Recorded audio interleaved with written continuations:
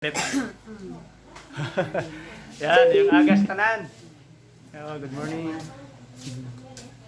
So, welcome sa pangilang linggo na. Hindi pang-lima na yata. Pang-limang linggo sa regular nating pag-share, pagbibigay ng mga opinion. So, wala labot ang religion wala pa ng religion, anumang religion nato, nirespeto nato ang bawat religion sa aton corporation. Kaya ining aton corporation, ginhimo ni siya para sa talog talaga. Gidesign siya sa talog para ang talog ay kumbaga i-bless ang Diyos ang talog. So, good morning tayo, happy birthday. Kahapon, birthday niya kahapon. Ka-birthday niya si President Duterte. So si Duterte, si Pres kani kagahapon, nasubo siya gani kahapon kay ang birthday niya sa mag-isa. Dahil naka naka PUI. So mag-isa siya nag-celebrate sa iyang birthday. Dahil sa COVID-19. So siguro hindi na kita magpadugay pa kay gapan ng oras. So i-review talaga ang mga talakay ha. Lahat ng talakay simula sa February 23. Then, nung 23, tatalakay ang kaligtasan. Then, nung March 1, tatalakay ang kaligtasan sa sarili. Sino lang ang maliligtas? Ang sagot dito ni Apostol Matthew ay ang magtitiis hanggang wakas. Sagot naman ni Apostol Marcos ay sumampalataya at mabautismuhan. Sagot naman ni Apostol Juan, ang taong lumalapit sa Diyos o pumapasok sa Diyos. At saka sa gawa, sa Roma, sabi ni Apostol Pablo, nalalabi lamang ang maliligtas. So, konting review. Sa sarili natin, huwag kalimutan ang Diyos, Satanas, dahil kung alam mo ang tama at alam mo ang mali, magagawa mo ang makatarungang bagay. Then, sundin ang mga utos at batas ng Diyos at batas ng gobyerno. Magtiis at sundin ang kung ano man ang makatarungan. Then, talasan ang pakiramdam sa mga tukso na nasa palibot natin. Pang atin kuan ating sarili na maiwasang gawin ang mga bagay na hindi nais gawin. Then, kaligtasan sa pamilya. Natalakay din po dito sa pamilya na maging modelo daw tayo sa ating pamilya ng kabutihan. Kung ayaw magsunod ang iyong asawa o mga anak mo, patuloy mo pa rin gawin yung pagmumodelo. Yun lang, huwag na magsawang magmodelo at ipanalangin natin sila habang tayo ay gumagawa ng mga bagay. At sa lahat ng ating magagawa, ang mga anak ay dapat daw parang inahing manok sa gabi na talagang anuhin talaga sila. Na kumbaga iluuban gid ng mga magulang. Then nung March 29 March 22 nagkaroon po tayo ng topic na kaligtasan ng komunidad. Natalakay po doon yung sa COVID-19 kung paano mapangalagaan ang sarili, pamilya at ang komunidad sa banta ng COVID-19. Natalakay din po doon na noong unang panahon si Noe ay nakuan sa baha, naligtas sa tubig. Then si Lot sa apoy, naligtas ang kanyang pamilya. Parang asawa niya ay nadamay nga, ang dalawang anak niya lang. Then ang mga Israelita noon nagbuka ang lupa, din nilamon silang lahat. Marami pong pan. Then may mga salot din po sa time ni Moises na ang mga tao ay pinag-self-quarantine din sa bahay nila, home quarantine din sila. Na sabi ng Diyos doon, huwag kayong lumabas ng bahay, lagyan nyo ng cross ang inyong pinto. Kung sino mang lalabas ng bahay ay makakuha sa salot. So itong COVID-19 sa ngayon, ito na naman po isa sa mga kinakaharap natin sa ngayon na ito po ay marami nagkwento na human-made daw ang virus. Then kung ating isipin, kung talagang ating pagmabuti, ang nag-design po ng utak ng taong gumawa ng virus ay walang iba kundi sino pa, di ba? Ang kasamaan. Pero ang kasamaan pong iyan ay ating nakikita po sa Bible na ginamit pala yun ng Panginoon, ang kasamaan, or si Satanas para sa kanyang mga misyon, sa kanyang plano bilang Diyos. Kasi makikita mo yan sa kay Job dyan, sabi niya kay Job, Satanas, gawin mo lang kay Job ang gusto mong gawin. Sige, gawin mo lahat. Pero wag mo lang kunin ang buhay ni Job. Ang daming salot ang nangyari sa buhay ni Job, namatay ang kanyang mga hayop, mga kayamanan ni Job, nagkasakit siya ng leprosy, ng yung aro, hitong.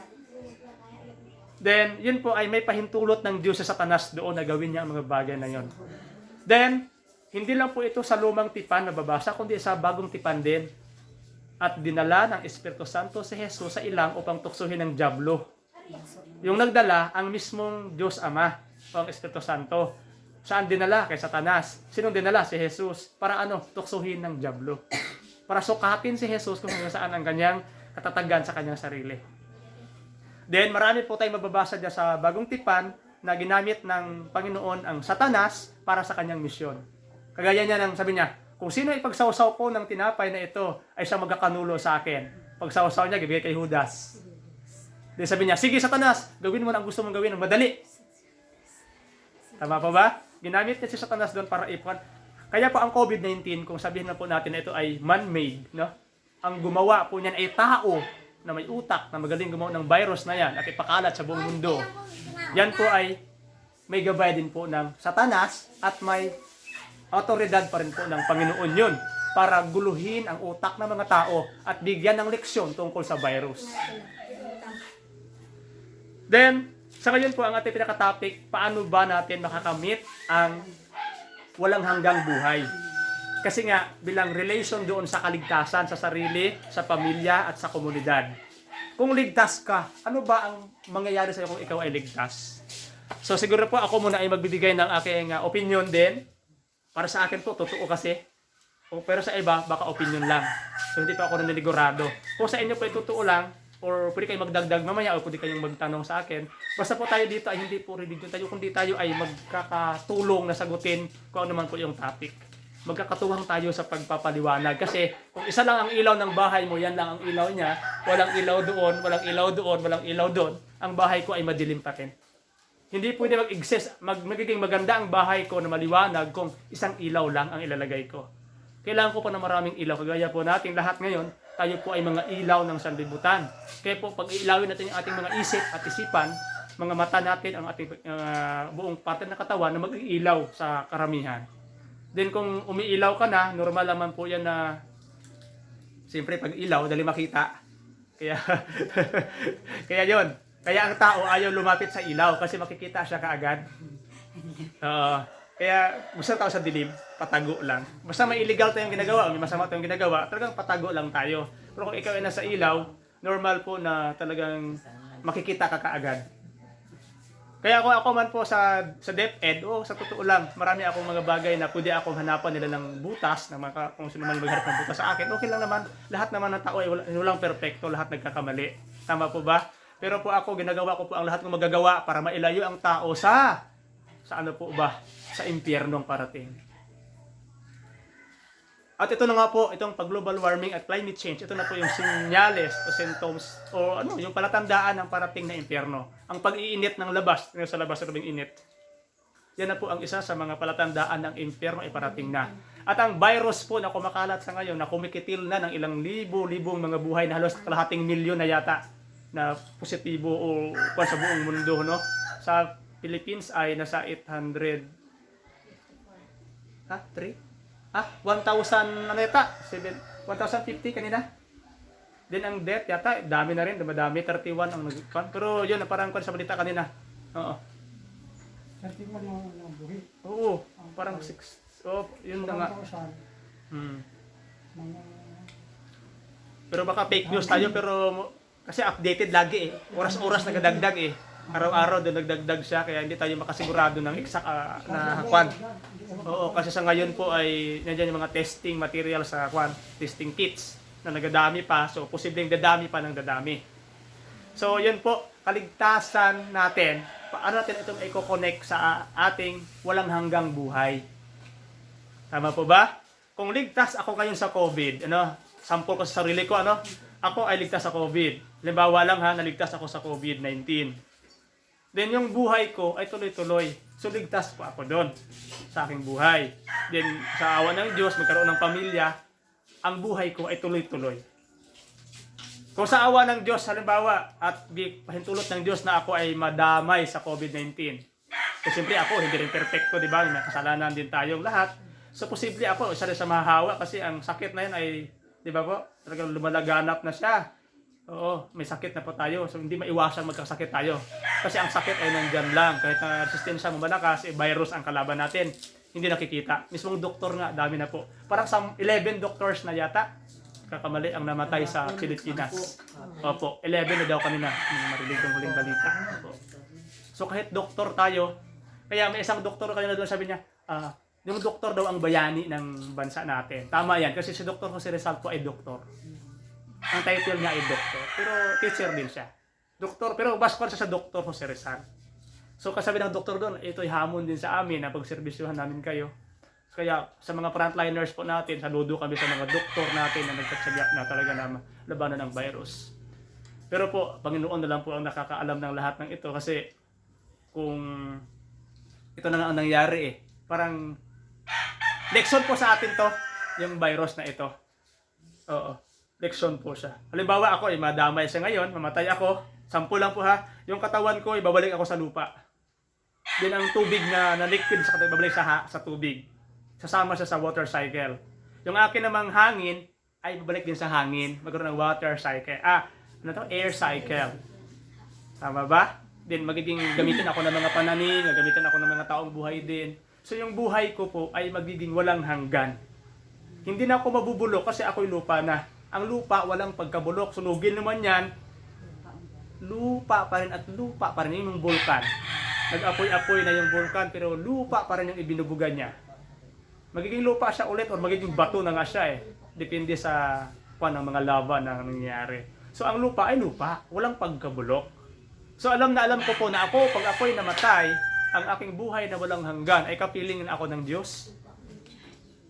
Kasi ang aking katawan ay babalik na sa Diyos. Bilang lupa, bilang hangin, bilang tubig, o kung ano man akong elemento dyan, na ang buhay ko ay bumubuhay na din sa marami.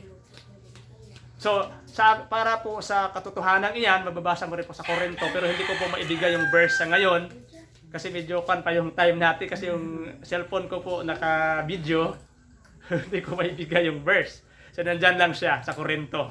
Hindi ako magaling sa verse, sa cellphone ko kasi ang magaling sa verse. At ang Biblia, kung may hawak kayo dyan na Biblia.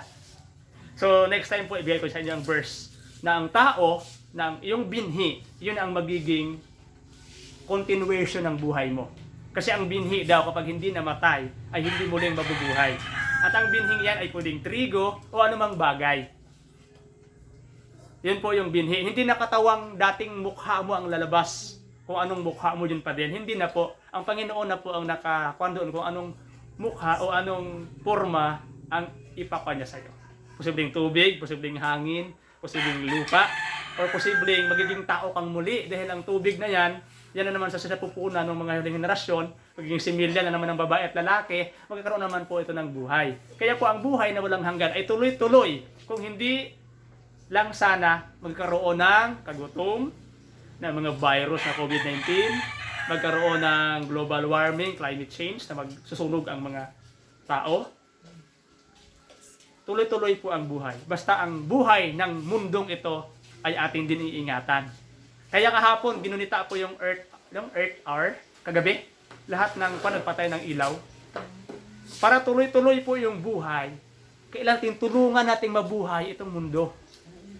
Kasi sa mundo natin, nakasalalay ang ating buhay din. Habang narito ang mundo, narito din ang buhay. Kung wala na ang mundo, imposibleng mangyari o po na mawala ang mundo. Kaya po, ito po tandaan natin mabuti ito. Maraming fake news ngayon. Kagaya ko, ako pwede maging fake news sa ibang pananaw ng tao. Magiging posible akong fake news. Then pwede akong hulihin, sabihin 1 million ang aking bayad at 2 buwang pagkakulong. Pero po ito, ang fake news po ay walang reference. Wala silang real o realidad na patunay na sila ay totoong balita. Posible po fake news kapag wala naman silang matibay na patunay. Example lang po ng fake news tandaan natin mabuti ito, fake news na sumira ng mga utak ng karamihang mga tao sa buong mundo sa ngayon. Ang Diyos daw ay kasama ng bawat isa. Especially sa mga religion o sekta. Wala akong ginagawa na sekta dyan o sect o anumang. Basta ang paniniwala lang po talaga ng lahat ng taong naturuan nila, ang Diyos daw ay kasama natin. Kasama nila. Pero may mga aral din po na ang Diyos daw ay babalik pa. Hindi kanya iniwan ayon sa Juan. Kasama mo siya. may isa o dalawa o tatlong nagtitipon sa ating pangalan ay nandyan ang Diyos sa ating kalagitnaan. Pero po ang mga pangangaral po na fake news, ang Diyos daw ay babalik pa. Napaka-fake news po niyan. Kaya ang mga tao, hindi na sila naghahanap ng Diyos. Hindi na sila lumalapit sa Diyos. Kasi ang Diyos daw ay babalik lang. Kusang babalik lang. So ang mga tao, hindi na maghanap sa Diyos. At hindi na magkuhan sa Diyos. Maghihintay na lang po sila sa kanilang pag-upo kasi babalik daw siya eh. Pero ito po, sabi ng Biblia, hanapin mo ang Diyos ng buong puso, ng buong kaluluwa, ng buong pag-iisip upang makapanumbalik ka sa Kanya. Manumbalik na kayo sa Diyos, kagaya ng alibughang anak na bumalik sa kanyang tatay. Yung ama, hindi siya ang babalik sa anak, kundi ang alibughang anak, kagaya ko, ako. Tayo, na alibughang anak ng Diyos, tayo ang manumbalik sa Diyos. Hindi kaya ang Diyos ang manumbalik at hintayin natin ang pagbalik niya. Napaka-fake news po. Sorry na lang po ha.